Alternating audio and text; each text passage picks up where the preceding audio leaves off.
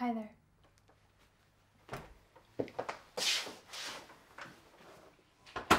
He's just in the next room.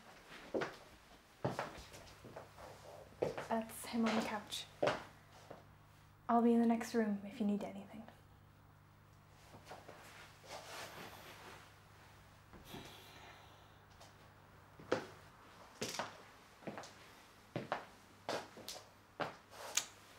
Hello, little man.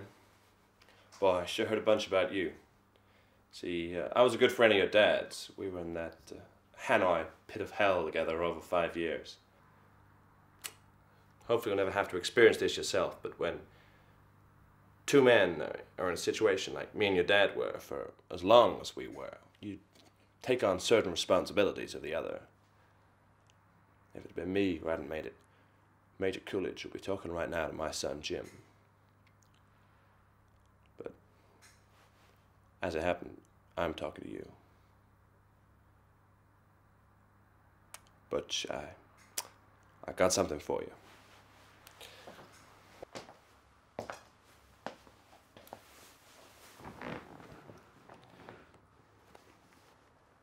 This watch was first purchased by your great-grandfather during the First World War.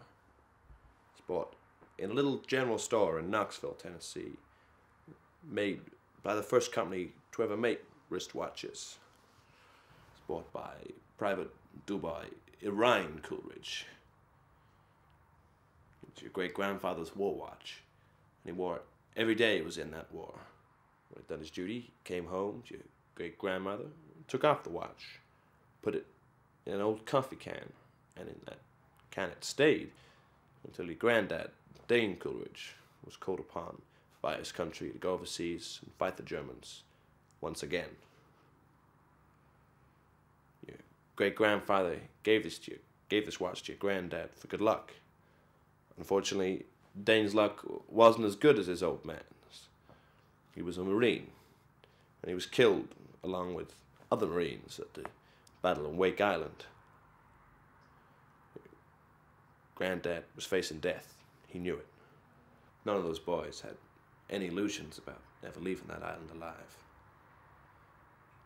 So, 3 days before the Japanese took the island, your granddad asked a gunner on an Air Force transport named Wanaki, a man he'd never met before in his life, to deliver to his infant son, who he'd never seen in the flesh, his gold watch. 3 days later, your granddad was dead. But Wanaki kept his word.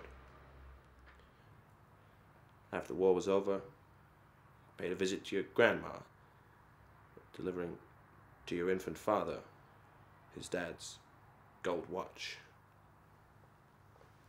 This watch. This watch was on your daddy's wrist when he was shot down over Hanoi. He was captured, put in a Vietnamese prison camp. He knew if the Gooks ever saw this watch, it would be confiscated, taken away. He saw it. This watch was your birthright. I'd be damned if any slope's gonna put their greasy yellow hands on his boy's birthright. So he hid it in the one place he knew he could hide something: his ass.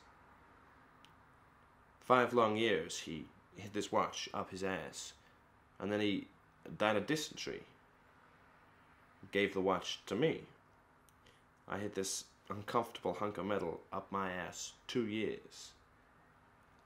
And then, after 7 years, I was sent home to my family.